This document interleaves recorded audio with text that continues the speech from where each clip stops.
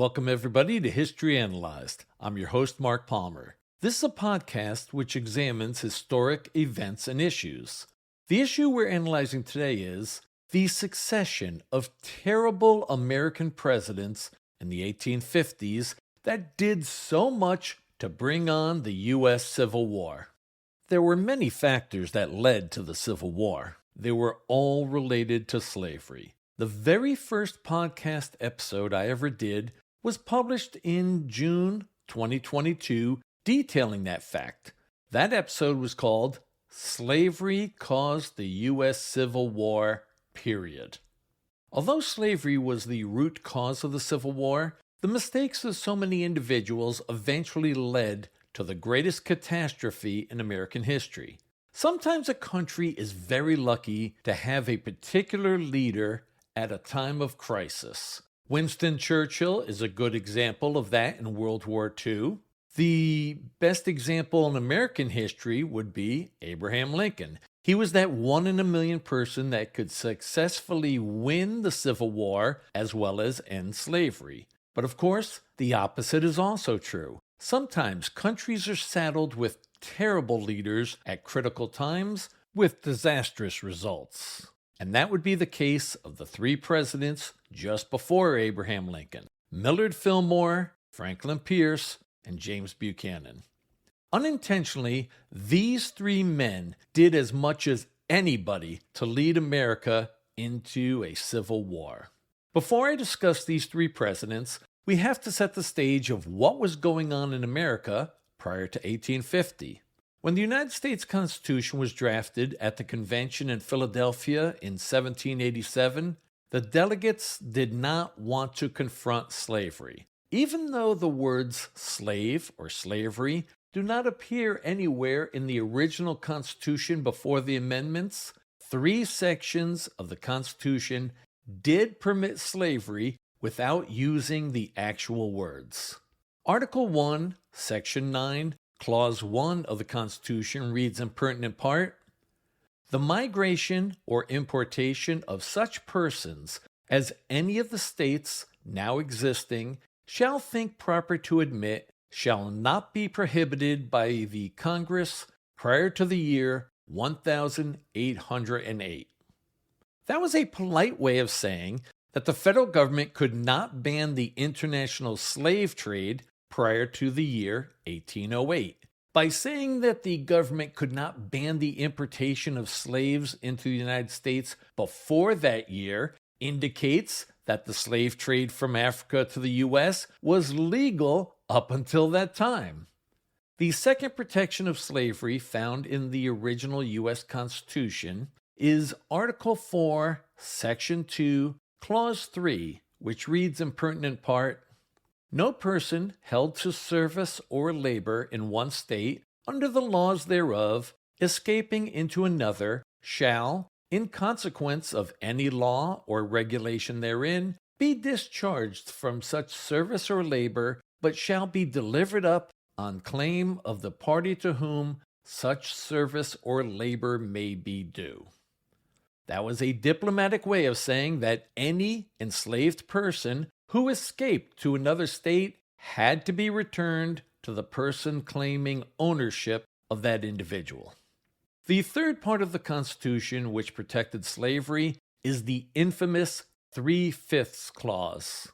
The U.S. has a bicameral legislature. That means we have 2 chambers in the legislative part of our government, the House of Representatives and the Senate. In the Senate, every state receives 2 members. But the House of Representatives is based upon population. Every state gets at least 1 representative. And, based upon the population, a particular state is awarded more representatives in the House. At the Constitutional Convention of 1787, the people from the southern states wanted to have 2 opposite definitions of enslaved people. On one hand, they contended that the slaves were not really people. They were pieces of property. That's why they could buy or sell them or even murder them if they wished. However, when it came to representation in the federal government, they wanted to have the slaves counted as people. They argued that a state like South Carolina, which had a large percent of its inhabitants enslaved, should have representation in Congress based upon the free and slave populations. Certainly, these two positions were contradictory. Either the slaves were people or they weren't. But the men at the Constitutional Convention in 1787 were trying to find compromises so everybody could agree to the new form of government. This is when the disgraceful 3/5 rule was enacted. Individuals who were enslaved were not really counted as people as far as rights. They had none. But for representation in Congress, they would be counted as 3/5 of a person. The original formula for calculating how many members each state received in the House of Representatives is found in Article 1, Section 2, Clause 3 of the Constitution, which reads, "Representatives and direct taxes shall be apportioned among the several states which may be included within this Union, according to their respective numbers, which shall be determined by adding to the whole number of free persons, including those bound to service for a term of years, and excluding Indians not taxed, 3/5 of all other persons." Don't you love that nice little euphemism, 3/5 of all other persons? They didn't want to use the word slave because they knew it was indefensible. Throughout the late 1700s and the first 6 decades of the 1800s, a lot of people believed that if slavery could be contained to where it already existed, it might eventually die out. This is why so many people opposed the expansion of slavery. The first effort to stop the spread of slavery was the Northwest Ordinance of 1787. That was passed by the Confederation Congress on July 13, 1787, before the new Constitution took effect. One of the provisions of the Northwest Ordinance was outlawing slavery north of the Ohio River. At that time, the western border of the United States was the Mississippi River. So the Northwest Territory, which covered all of the land that eventually became the states of Indiana, Ohio, Illinois, Michigan, and Wisconsin, was prohibited from having slavery. In 1803, the United States doubled in size with the Louisiana Purchase. That was when the U.S. bought an enormous territory from France. The Louisiana Territory covered approximately 828,000 square miles, or an estimated 2,144,500 square kilometers. The Louisiana Territory was defined as the drainage basin of the Mississippi River on the west side of the Mississippi, meaning all of the lands with rivers that eventually fed into the Mississippi River. The Louisiana Purchase covered all of the land in what is now Iowa, Missouri, Arkansas, Nebraska, Kansas, and Oklahoma, as well as most of the land in Louisiana, Minnesota, North Dakota, South Dakota, Montana, Wyoming, and Colorado, and even parts of New Mexico and Texas. Would slavery be allowed to extend into this vast new territory? A very small section of that Louisiana Purchase became the state of Louisiana on April 30, 1812. It was admitted as a slave state. It doesn't seem that there was any controversy about Louisiana joining the Union with slavery.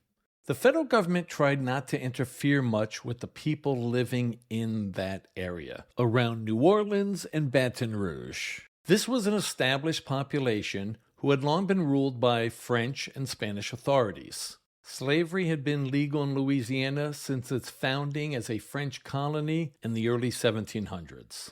Okay, so what became the state of Louisiana was a unique situation. What about the rest of the vast Louisiana Purchase? Would slavery be allowed in that giant territory? This question became a threat to the continued union of states when people in what is now Missouri applied to become a state. The proposed state constitution would allow slavery. This upset many people in the free states.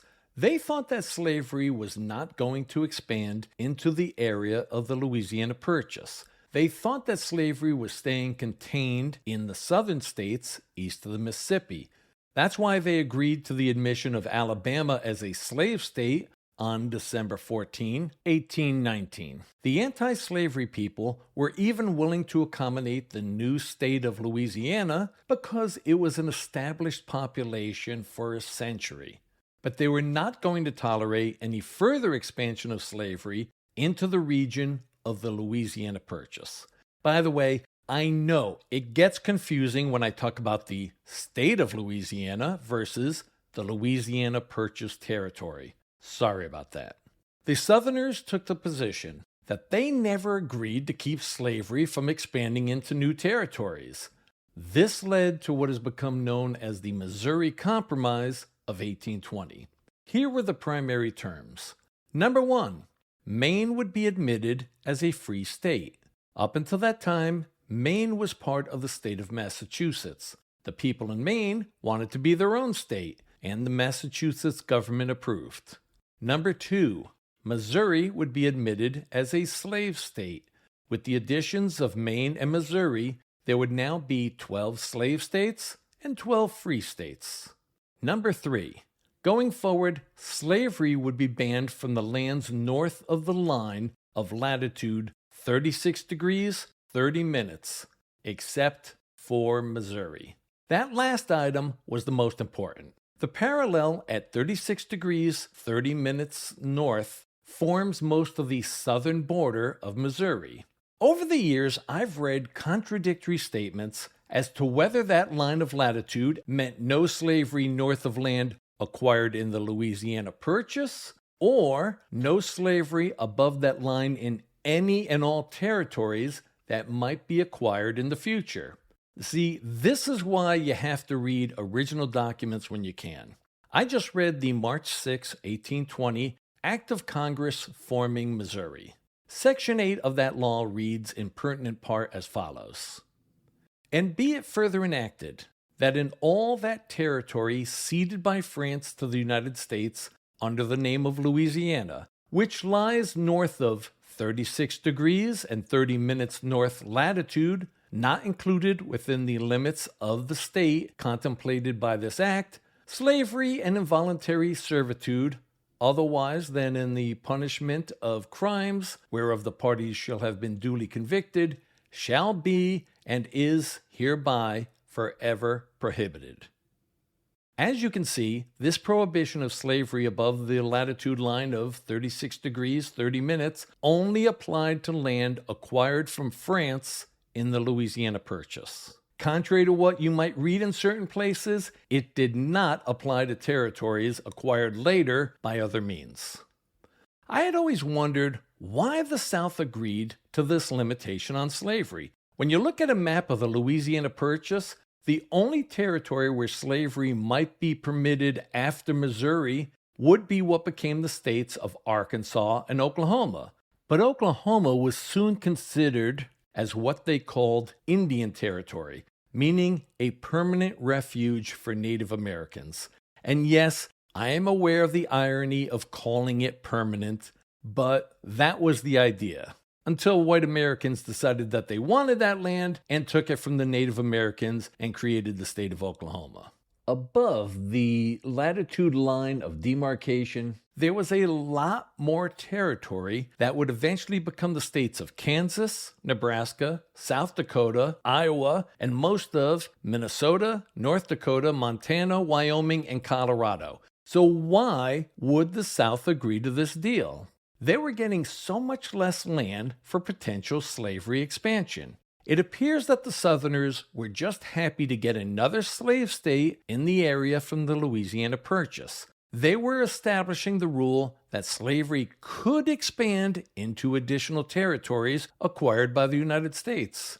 On the other side, the Northerners were happy that they were establishing the rule that slavery was going to be confined. This issue came up again with the annexation of Texas. Texas had been part of Mexico. In 1836, The people of Texas fought a successful revolt against the Mexican government and became an independent country. Once they gained independence, the Texans wanted to join the United States.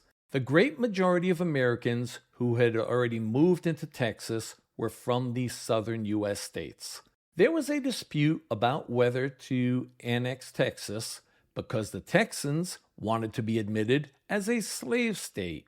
Adding Texas would increase the slave territory by a huge area. Most people in the free states of the northern U.S. did not want to add a giant amount of slave territory. So, Texas remained independent for 9 years. But things began to change by the time that James Polk was running for president in 1844. Americans were becoming more and more swept up in the idea of manifest destiny. They already believed in that idea, but the actual phrase was not coined until 1845 by newspaper and magazine editor John O'Sullivan when he wrote that it was Americans' manifest destiny to overspread the continent allotted by Providence for the free development of our yearly multiplying millions. In short, Americans wanted the U.S. to spread from the Atlantic to the Pacific. It became a major factor in the election of 1844. Henry Clay, the Whig candidate, opposed annexing Texas. James Polk, the Democratic candidate, was very much in favor of adding Texas. There were other differences between the two candidates, but this was one of the main reasons why Polk was elected president. Based upon the election of James Polk, Congress approved annexation. On December 29, 1845, Texas became the 28th state in the Union. The annexation of Texas led to a war with Mexico, mostly because of disputes as to what were the borders of Texas.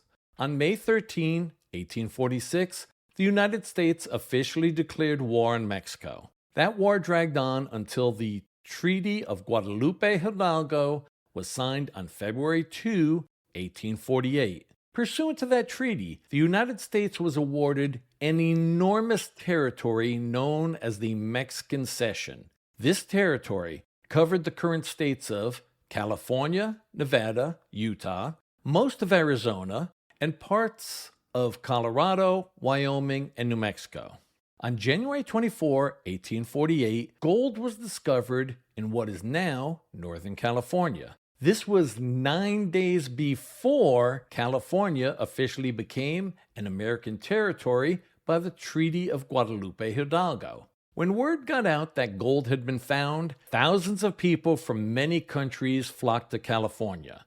The population skyrocketed, and soon the people of California applied to become a state. This kicked off a crisis, which I will explain in a little bit. Now it's time to get to the 3 terrible presidents that are the subject of today's episode. I will outline the mistakes of these 3 presidents in order. We will start with our 13th president, Millard Fillmore. He was never elected president. Pursuant to the United States Constitution, if a president dies in office, the vice president becomes president. In 1848, Zachary Taylor was elected president. Millard Fillmore was his running mate. Taylor had been a general and a hero of the Mexican-American War. Taylor and Fillmore belonged to the Whig Party, that's spelled W-H-I-G. Only 2 presidents were ever elected as Whigs, and they both died in office. The first one was William Henry Harrison. He holds the unfortunate record of the shortest term in office. He died only 31 days after being inaugurated. The other nominee of the Whig Party to be elected to the White House was Zachary Taylor. He was the second president to die in office. On the 4th of July, 1850, Taylor attended Independence Day ceremonies and sat for hours in the sun. During the ceremonies, he ate cherries and drank iced milk, and later consumed several glasses of water when he returned to the White House. He fell very ill later that day. Taylor died 5 days later on July 9, 1850. There's still a dispute as to what caused his death. At the time, doctors thought he died from cholera. Modern experts say that it was gastroenteritis caused by contaminated cherries, milk, or water. I know what he did not die from: poison. The reason I bring that up is because in the 1980s, conspiracy enthusiasts speculated that Taylor had been poisoned on behalf of Southern politicians because Taylor opposed extending slavery into the newly acquired Western territories. The conspiracy believers based their theory on no evidence at all. They were convinced that President Taylor was murdered because of how quickly he died after falling ill, and that Southerners had a motive to kill him. There were two problems with this thinking. Number one, apparently the conspiracy buffs did not consider that in the mid-1800s, people suddenly died on a regular basis, and a lot of the time, the doctors did not know the actual cause of death. Number two, motive doesn't matter if there's no evidence a person or a group actually committed the supposed crime. To finally put this conspiracy theory to rest, on June 17, 1991, Zachary Taylor's body was exhumed from his grave in Kentucky. How did this come about? It was because a history author convinced Zachary Taylor's descendants that he had been murdered by arsenic poisoning. So they agreed to exhume the body for a medical examination. Even though this was 141 years after he died, pathologists were able to test Taylor's hair, fingernails, and bones for arsenic. Small amounts of arsenic were found, but deemed to be naturally occurring and in levels way too small to be lethal. As the medical examiner put it, the tiny amounts of arsenic found in Taylor's remains were consistent with being a human being on the planet Earth. Kentucky medical examiner George Nichols explained that Zachary Taylor died of one of a myriad of natural diseases which could have produced the symptoms of gastroenteritis. In other words, the examination of Zachary Taylor's body in June 1991 confirmed that he was not poisoned. I love when conspiracy theories can be definitively debunked. What was the strife that made people speculate that Taylor was murdered relating to slavery? It all started with my state of California. In early 1850, Congress started deliberations as to whether to admit California as the 31st state.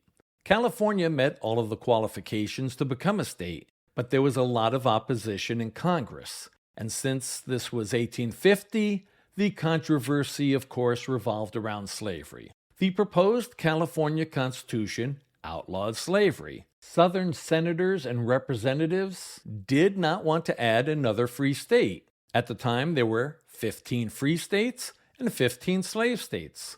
The free states had much larger populations than the slave states, so the North had more members in the House of Representatives since the House apportioned seats based upon population. But in the Senate, there were 30 free state senators and 30 slave state senators, since every state gets 2 senators. So the South could always block laws which they thought were somehow unfair or threatened their way of life. Whenever they talked about their way of life, that meant the practice of owning other human beings.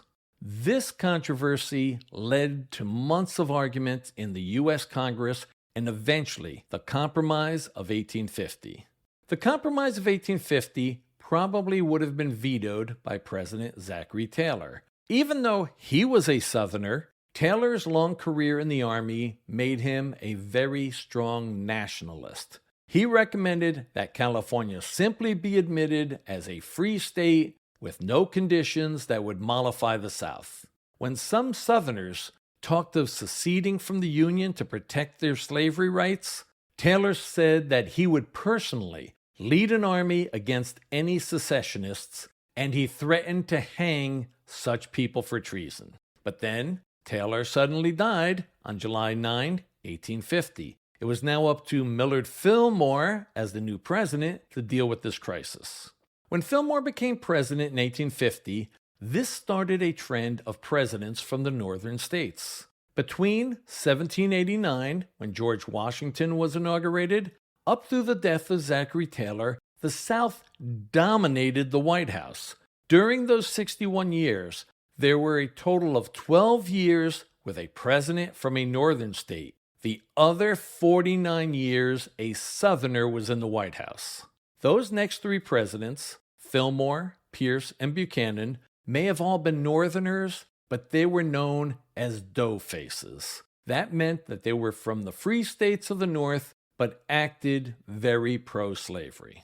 Millard Fillmore was born on January 7, 1800, in the Finger Lakes region of New York State. He was a lifelong New Yorker, but he wanted to appease what were called the fire eaters of the South. Those were the people who were always threatening to destroy the Union, meaning the nation, if they did not get their way. And although it was an absolute disgrace that tarnished everything the United States stood for regarding equal rights and democracy, the free states never attempted to end slavery in the 15 states where it existed, at least until the Civil War. But the defenders of slavery were always worried that there might, possibly, be a threat to what they called their peculiar institution at some point in the future. By 1850, there was a large disparity between the population of the free states compared to the free population of the slave states. And I say the free population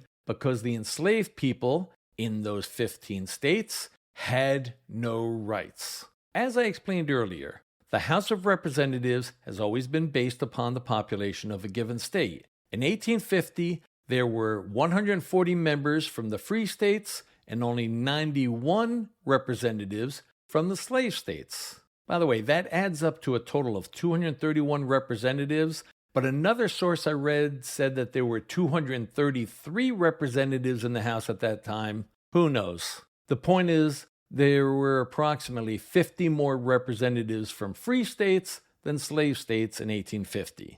The Senate has 2 members from each state, regardless of population, so the state with by far the largest population at that time, New York, had 2 senators, and the state with the smallest population in 1850, Florida, also had 2 senators. This is why people from the South tried to keep an equal number of free and slave states, so they could always block something in the Senate that might impinge upon their right to own other human beings. Now that he was president, Millard Fillmore wanted to appease the South and agreed to the Compromise of 1850. What was contained in that bargain?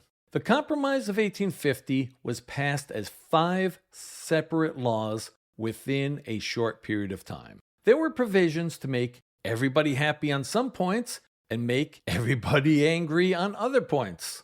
Here are the main provisions of the 5 bills, which are together known as the Compromise of 1850. Number 1, California was admitted as the 31st state and as a free state. This meant that there were now 16 free states and 15 slave states.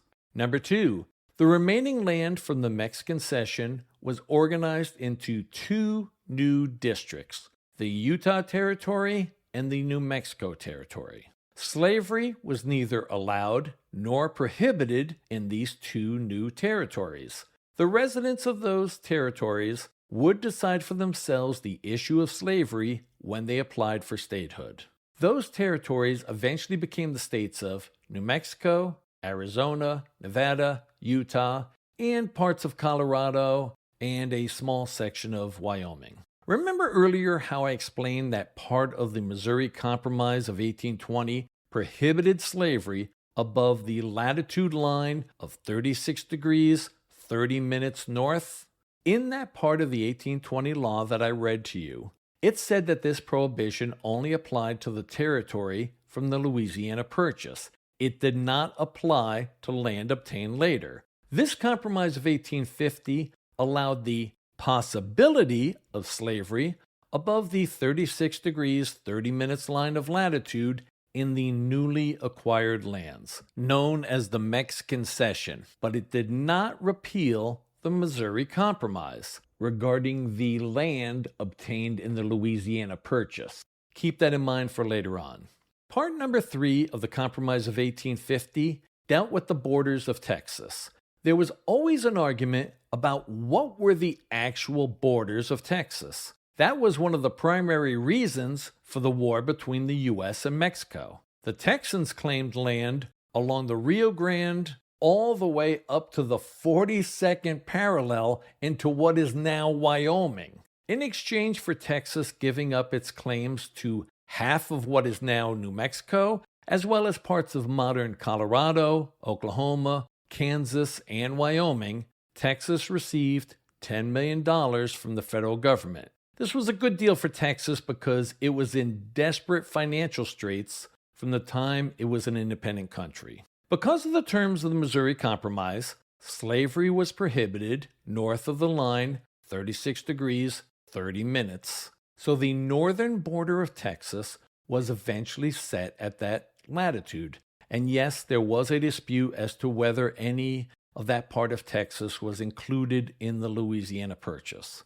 But it seemed that it was just easier to set the northern border of Texas at that line of latitude. If you ever looked at a map and wondered why Oklahoma has that long, thin panhandle on its western edge between Texas and Kansas, this is why. The northern border of Texas was set at 36 degrees, 30 minutes north. 4 years later, in 1854, the southern border of Kansas was set at 37 degrees north latitude. I had always wondered why the southern border of Kansas was not set at the famous 36 degrees, 30 minutes line of latitude. Yes, these are the kind of things I wonder about. Anyway, as best as I could find, it was because of some treaties with Native American tribes for land in modern-day Oklahoma, which extended up to the 37-degree parallel. If that's true, it's remarkable because normally, whenever any treaties with Native Americans got in the way, the federal government simply ignored the treaties. When Oklahoma became a state in 1907, there was this little no man's land which became the Oklahoma Panhandle. Fun fact, Cimarron County in the Oklahoma Panhandle is the only county in the United States which borders 4 states: Colorado, Texas, New Mexico, and a tiny border with Kansas. The fourth part of the Compromise of 1850 abolished the slave trade in Washington, D.C. Sadly, slavery continued in the nation's capital. There could just no longer be any public auctions or sales of human beings. Abolitionists had been pushing for an end to slavery in Washington, D.C. for a long time. Slavery anywhere in the United States was a national disgrace, but it was considered demonstrably shameful when foreigners came to Washington and would see slave auctions in the capital of a country which considered itself the land of freedom. The fifth part of the Compromise of 1850 was the most controversial: a new fugitive slave law. There had been a federal fugitive slave law before that time, but most northern governments simply ignored it. I just read the new fugitive slave law of 1850. It was horrendous. Section 5 of that law said that any marshal or deputy marshal who did not cooperate with the slave catchers would be fined in the amount of $1,000 payable to the alleged slave owner. $1,000 was an awful lot of money in 1850. And listen to this part of the law. Whilst at any time in his custody, under the provisions of this act, should such fugitive escape, whether with or without the assent of such marshal or his deputy, such marshal shall be liable, on his official bond, to be prosecuted for the benefit of such claimant, for the full value of the service or labor of said fugitive in the state, territory, or district whence he escaped. That means that if the person being held in custody as a runaway slave somehow escaped the jail or whatever facility he or she was being held in, the purported slave owner could collect the fair market value of that enslaved person. The law also stated that the commissioners of any state could appoint people who were not government officials to aid and assist in the prompt and efficient execution of this law. So, you could be a person living in a free state and be very anti-slavery, yet you could be appointed against your will to have to assist the slave catchers. Section 6 of this terrible law required a person to be arrested merely on the sworn testimony of ownership by a purported claimant. This means that if somebody showed up in a free state like Connecticut and simply claimed that they owned a particular person, the law enforcement or other government officials had to immediately arrest that man, woman, or child. And here's another terrible clause. Section 6 of that statute states, "In no trial or hearing under this act shall the testimony of such alleged fugitive be admitted in evidence." Yeah, you heard that correctly. The person arrested as an alleged runaway could not testify on his or her own behalf. There were no jury trials, and the judges or commissioners in such trials were paid on an extremely unfair basis. Section 8 of that statute reads, "In all cases where the proceedings are before a commissioner, he shall be entitled to a fee of $10 in full for his services in each case, upon the delivery of the said certificate to the claimant, his agent or attorney, or a fee of $5 in cases where the proof shall not, in the opinion of such commissioner, warrant such certificate and delivery." In plain language, that means if the commissioner ruled against the slave catcher and said that the defendant was a free person, the commissioner was paid $5. However, the commissioner would be paid double, meaning $10, if he ruled that this person was a piece of property belonging to somebody from a slave state. Think about that. The law was set up to incentivize judges to rule in favor of the slave catchers. Let's consider the legal hypocrisy by the slave states. There were many instances of intellectual dishonesty when it came to slavery, but the Compromise of 1850 was perhaps the best example. When you read any defense of slavery before the Civil War, the legal argument was always based upon states' rights. This was a matter for the states to decide. If the northern states do not want to have slavery, fine. But the people from the North should not be able to interfere with slavery in the South. This was a states' rights issue and not a federal matter. However, the Fugitive Slave Act of 1850 overrode states' rights. Catching supposedly escaped slaves was now a federal matter. State and local officials in the free states were required to cooperate to capture any alleged runaway slave. If they did not do so, they could be fined. Even private citizens in free states could be required to help the slave catchers. That seems like a trampling of states' rights. Here's a general rule of thumb that applies in the vast majority of instances. When people are arguing that they should be allowed to do something based upon states' rights, it's almost always for a bad reason, such as slavery, segregation in the 20th century, or denial of civil rights like voting. Millard Fillmore pressured members of Congress to pass the new Fugitive Slave Bill. He signed it into law on September 18, 1850. He also made sure that this horrendous law was strictly enforced. This new fugitive slave law was one of the first issues to start galvanizing people of the free states against the slave power from the South. Sadly, before 1850, most people in the North did not think much about slavery. Yeah, they viewed it as a bad thing, but it didn't really affect them, and they didn't consider it their business. The Fugitive Slave Law of 1850 brought the horrors of slavery into the free states. Now let's discuss the next disastrous president of that decade. On November 23, 1804, Franklin Pierce was born in Hillsborough, New Hampshire. Except for when government service called him elsewhere, he lived his whole life in New Hampshire. He's the only president to be born in that state. He attended Bowdoin College in Maine. That's where he met Nathaniel Hawthorne, and they became lifelong friends. Nathaniel Hawthorne was an author. Among his most famous books were The Scarlet Letter and The House of the Seven Gables. Pierce had a distinguished career. He served in the House of Representatives and the Senate. In 1852, he was elected president on the Democratic ticket. He and his wife had 3 sons. One son died only a few days after being born. Another son died at the age of 4 from typhus. Between his election and the time that he was sworn in as president, Pierce, his wife, and his only remaining son, Benny, were on a train in Massachusetts on January 6, 1853. For some unknown reason, the train went off the rails and crashed.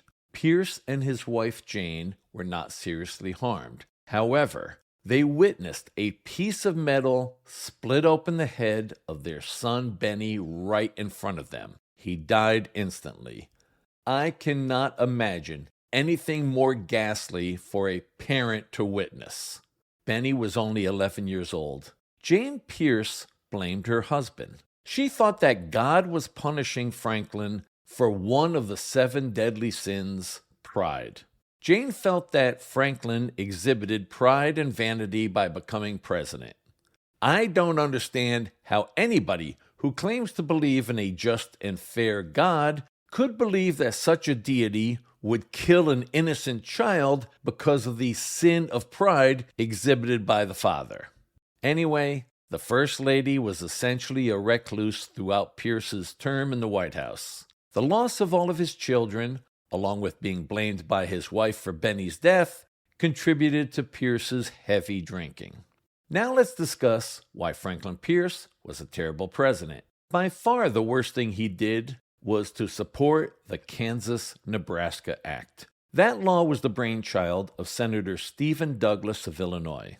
The law was to organize 2 territories, called Kansas and Nebraska, from the vast land of the Louisiana Purchase. The organization of territories was the first step towards eventually creating new states.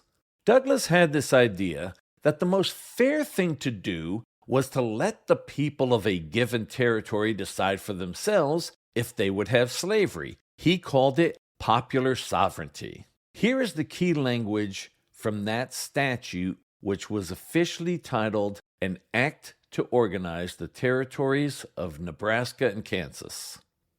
And when admitted as a state or states, the said territory, or any portion of the same, shall be received into the Union with or without slavery, as their constitution may prescribe at the time of the admission. As I explained earlier, the terms of the Missouri Compromise permanently prohibited slavery above the latitude of 36 degrees 30 minutes in the land that was acquired through the Louisiana Purchase. The proposed new territories of Kansas and Nebraska were both north of that line. This was an area that was supposed to be off limits to slavery, but the Kansas-Nebraska Act would allow the people of any part of the Louisiana Purchase, no matter where it was located, to decide for themselves when they drafted a constitution and applied to become a state. Earlier we discussed the region known as the Mexican Cession, which was organized into the territories of Utah and New Mexico.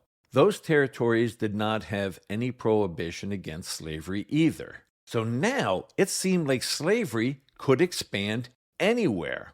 The reason why Stephen Douglas proposed this law was because he wanted to run for president in 1856 and wanted to appease the South. He didn't get the nomination then, but he did run for president in 1860 and lost to Abraham Lincoln.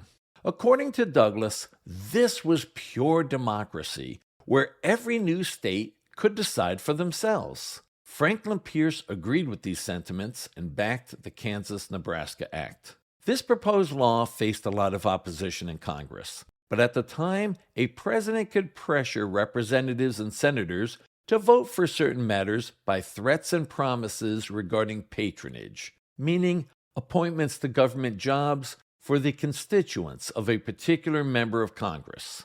Pierce pressured Democrats from the free states to vote for this terrible law. Pierce signed the Kansas-Nebraska Act into law on May 30, 1854. This new law created a firestorm throughout the free states because slavery was no longer being contained. It was the biggest single event that led to the creation of a new political party. The Republican Party was founded in 1854 as an anti-slavery party. Former Whigs and Democrats joined the Republicans. The Whigs were dead. America now had a two-party system where one party was based on a single issue, anti-slavery. Kansas and Nebraska were organized as territories. It became clear very early on that the fight was going to be in Kansas. If you look at a map, Kansas is directly west of Missouri. That was a slave state, and the people from Missouri definitely wanted to have another slave state next to them. People from the north moved into Kansas to settle it as a free state. A series of violent acts occurred throughout the territory of Kansas. This time became known as Bleeding Kansas. The town of Lawrence was considered the center of the anti-slavery movement in Kansas. On May 21, 1856, a group of hundreds of men from Kansas as well as Missouri attacked and even burned part of the town. 3 days later, on May 24, 1856, abolitionist John Brown led 7 men through an area around Pottawatomie Creek in Kansas. They dragged 5 slaveholders from their homes and hacked them to death with broadswords. Although I've read different figures, somewhere around 55 people were killed in Kansas between 1855 and 1859 in the disputes over slavery. As the head of the military, Franklin Pierce could have sent soldiers in to try to restore law and order in Kansas. He eventually sent troops in to disperse the anti-slavery legislature. Yes, he sided with the fraudulent pro-slavery group. Before I discuss other problems of the Pierce administration, let me give you a side note of something he did that was not controversial, at least not in the U.S. In 1854, a treaty was finalized between the United States and Mexico. The U.S. paid Mexico $10 million for a portion of Mexico that later became part of the states of Arizona and New Mexico. This area covered 29,670 square miles or 76,845 square kilometers. This was called the Gadsden Purchase because James Gadsden was the United States minister to Mexico who negotiated the treaty. The reason for the Gadsden Purchase is that there were people in the U.S. who thought that this area was necessary for a possible cross-continental train route. With the Gadsden Purchase, the contiguous United States was complete. The area that you see on a map of the United States today with the 48 contiguous states was finalized. Later expansion would be elsewhere like Alaska and Hawaii. Of course, one question is, why did Mexico agree to sell this land to the U.S.? This was only 6 years after Americans took half of Mexico's territory. It seems that the Mexican government thought that if they refused to sell this land, that the Americans might just take it by force like they had done a few years earlier. So it was better to negotiate a treaty and get $10 million for the land. Getting back to the reasons why Franklin Pierce was a terrible president. The Kansas-Nebraska Act was by far the worst thing that he did in the White House. But there were 2 other big reasons why he was a bad president, and they both were linked to slavery. The first was expansion. Even though the Kansas-Nebraska Act opened up all of the Western territories to the extension of slavery, the pro-slavery elements were always looking for more territory. In 1854, Pierce authorized his minister to Spain to offer up to $130 million for the island of Cuba. Madrid refused. There were some in the American government who thought that the U.S. should not take no for an answer. This was outlined in the Ostend Manifesto. That was an October 1854 written statement declaring the views of 3 American diplomats who met in Ostend, Belgium. The Ostend Manifesto said that If Spain refused to sell Cuba to the U.S., then America would be justified in simply seizing it by force.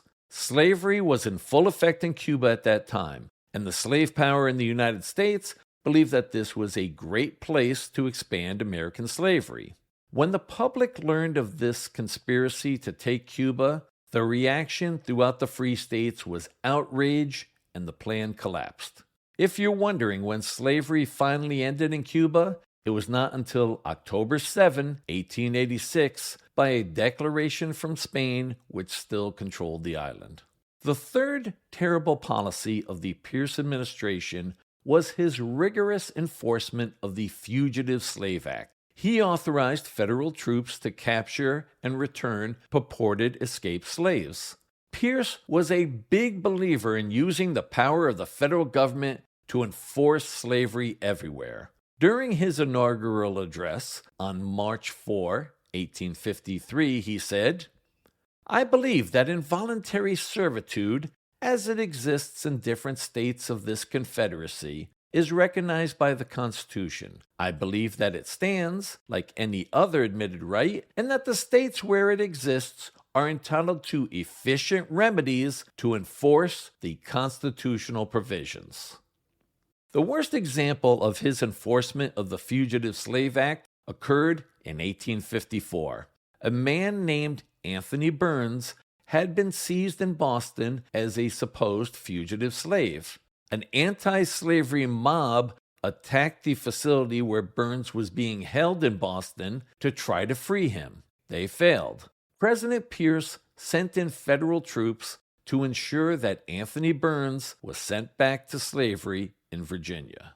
Now let's talk about James Buchanan. He was born in Cove Gap, Pennsylvania on April 23, 1791. He was the last president born in the 1700s. Buchanan is the only president that was never married. When he was young, Buchanan was engaged to a woman named Anne Caroline Coleman. She broke off the engagement and died a few days later. Some sources claimed it was suicide, but we don't know. Some have speculated that Buchanan may have been gay. Possibly, but nobody really knows. There's no conclusive evidence one way or the other. Most of the speculation arises from the fact that Buchanan had a relationship with William Rufus King for approximately 19 years. According to the United States Senate website, King was a senator from Alabama for over 28 years. In 1852, he was elected vice president when Franklin Pierce was chosen as president. After the election, King went to Cuba because he was suffering from tuberculosis. He hoped that the climate would help. William Rufus King holds the distinction of being the only vice president to be sworn into office in a foreign country. By a special act of Congress, he took the oath of office while in Cuba. In April, he returned to the U.S. King died on April 18, 1853, at his home in Alabama. Like Buchanan, King was never married. For around 10 years, Buchanan and King lived together in Washington, D.C. This was not uncommon at the time. Some of their political opponents used to make snide comments about King being Buchanan's wife. I don't think we'll ever know for sure whether James Buchanan and William Rufus King had a romantic relationship, a sexual relationship, or were merely close friends. Buchanan had one of the most impressive resumes of anybody before entering the White House. He served in the House of Representatives and the Senate. He was Secretary of State for President James K. Polk, and he served as the U.S. ambassador to Russia as well as Britain. But he was one of the worst presidents based on several criteria. Reason number one, his involvement in the worst U.S. Supreme Court case, Dred Scott versus Sanford. Dred Scott was a slave from Missouri. He sued for his freedom after living for years in places where slavery was prohibited. On March 6, 1857, Chief Justice Roger B. Taney read the majority opinion of the court. The Supreme Court ruled that Dred Scott, along with his wife and 2 daughters, were still enslaved. The Supreme Court also determined that all descendants, whether free or not, of former enslaved people were not citizens of the United States and could never be citizens of the United States. Therefore, any black Americans were not protected by the rights of the United States Constitution or the rights of any states. The opinion also stated that Congress had no authority to ban slavery from any federal territories. So much for stopping slavery from spreading. The only way to overturn a Supreme Court case is with a constitutional amendment. That is eventually what happened with this case with the 13th and 14th Amendments to the Constitution. The Dred Scott decision came out only 2 days after James Buchanan became president. Some of you might be wondering, why am I saying Buchanan is partially to blame for this? At his inauguration on March 4, 1857, Buchanan endorsed the upcoming decision by the Supreme Court. He did so because he already knew how the Supreme Court was going to rule. In fact, starting in early February 1857, Buchanan communicated with justices on the Supreme Court, asking them to go beyond ruling just on the status of whether Dred Scott and his family were free. Buchanan asked the Supreme Court to give a broad ruling regarding slavery, and he knew which way the pro-slavery majority on the court would rule. Reason number 2 why James Buchanan was a terrible president. Earlier I told you about bleeding Kansas. Buchanan added to this problem. According to an article I found on the website for the Secretary of State of Kansas, 4 different constitutions were proposed for Kansas statehood. A group based in the town of Lecompton had a proposed state constitution that would make Kansas a slave state. The so-called Lecompton Constitution was the result of fraud. The Lecompton Constitution was overwhelmingly rejected in a territorial election in 1858. It did not represent the will of the majority of people in Kansas.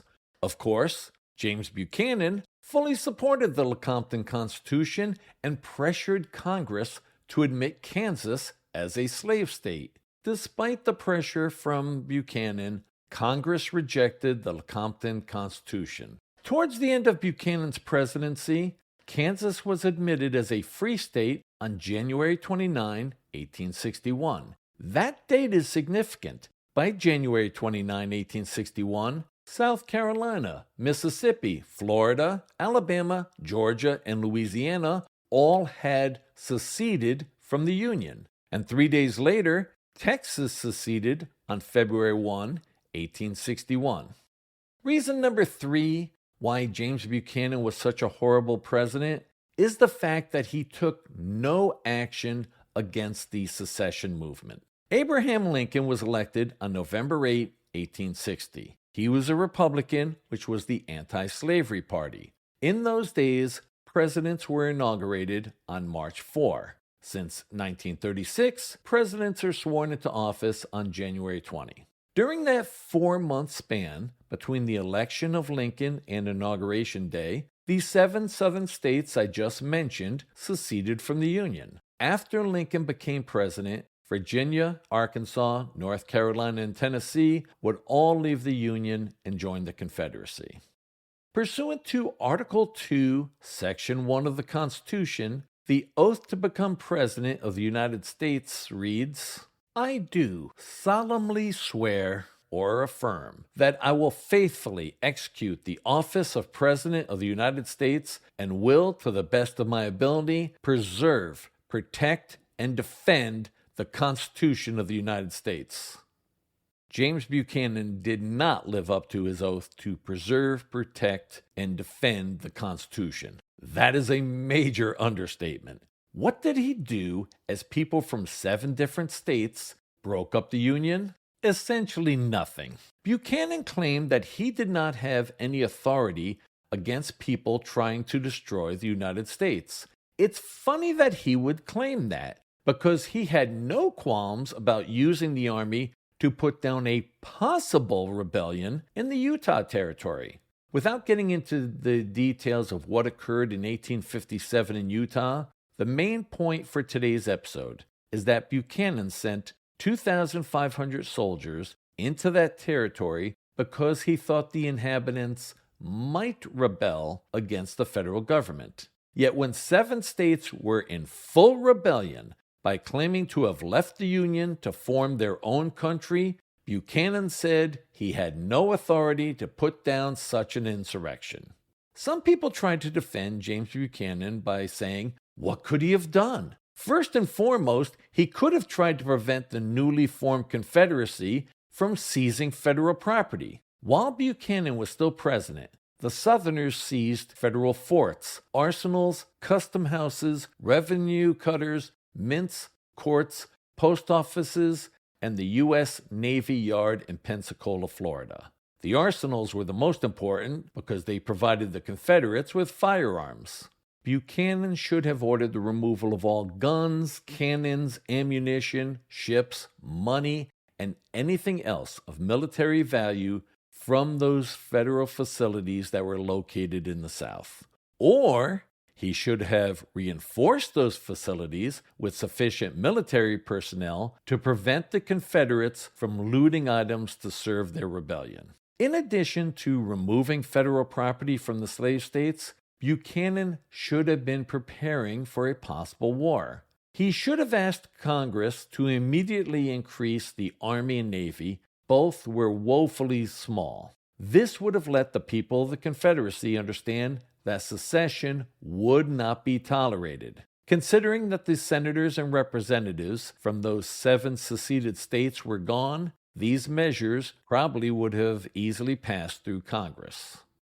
Why were these 3 presidents from free states of the North so pro-slavery? Part of it was weakness. When one section of the country is constantly threatening to break up the United States if they don't get exactly what they want, a lot of people just want to give in and appease the belligerent parties.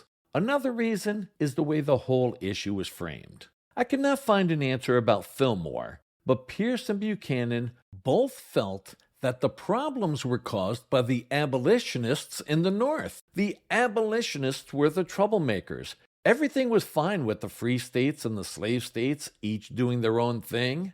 Obviously, this was not true. The abolitionists were the ones who saw one of the greatest wrongs in history and wanted to correct it. Most of the Founding Fathers originally viewed slavery as a necessary evil. They understood that it was bad, but the economies of several states were tied to it. Of course, the obvious answer was to end this horrendous system and find a way to have profitable plantations with free, paid labor. But as we got closer to the Civil War, the arguments from the pro-slavery groups changed. They stopped saying that slavery was a necessary evil. They started claiming that slavery was actually a good thing. John C. Calhoun was arguably the leader of the pro-slavery movement. He had a distinguished career serving in the House of Representatives as a senator, Secretary of War, Secretary of State, and Vice President. On February 6, 1837, Calhoun gave a speech in the Senate wherein he said, "I hold that in the present state of civilization, where 2 races of different origin and distinguished by color and other physical differences, as well as intellectual, are brought together, the relationship now existing in the slaveholding states between the 2 is, instead of an evil, a good, a positive good." Calhoun explained how the slaves were much better off than the poor in free societies. It is true that the poor in the free states or in Europe often led miserable lives, but what Calhoun and others who made this argument did not say is that it was not legal for business owners to whip, torture, or murder one of their free laborers. The free laborers could not be sold to other people as pieces of property. These were the horrors that the enslaved people of the southern states in the U.S. were enduring. I just used John C. Calhoun as an example, but there were many people espousing these horrible and indefensible views in justification of slavery. And I am presuming that these slaveholders made these arguments so they could sleep at night and not face the reality of the appalling crimes they were committing. But the argument that slavery was actually a good thing for blacks as well as whites made it difficult to negotiate for an eventual end of slavery. And speeches like that from Calhoun caused more harm when they convinced weak-willed presidents like Fillmore, Pierce, and Buchanan to totally side with the slave power against everything that the United States was supposed to stand for. And the actions of those three terrible presidents helped bring on the American Civil War. That's it for today. Please subscribe to this podcast. If you're listening on a podcast app which allows ratings, I'd greatly appreciate a 5-star rating. Reviews really help. Spotify allows comments and reviews of a particular episode. On Apple Podcasts, simply scroll down the History Analyzed show page, select a rating, and then tap Write a Review. Please tell your friends, relatives, coworkers. Word of mouth is the best way to increase the audience for History Analyzed. Check out my website, historyanalyzed.com, where you will find fun links for all the history geeks out there. Thank you for listening. Catch you next episode.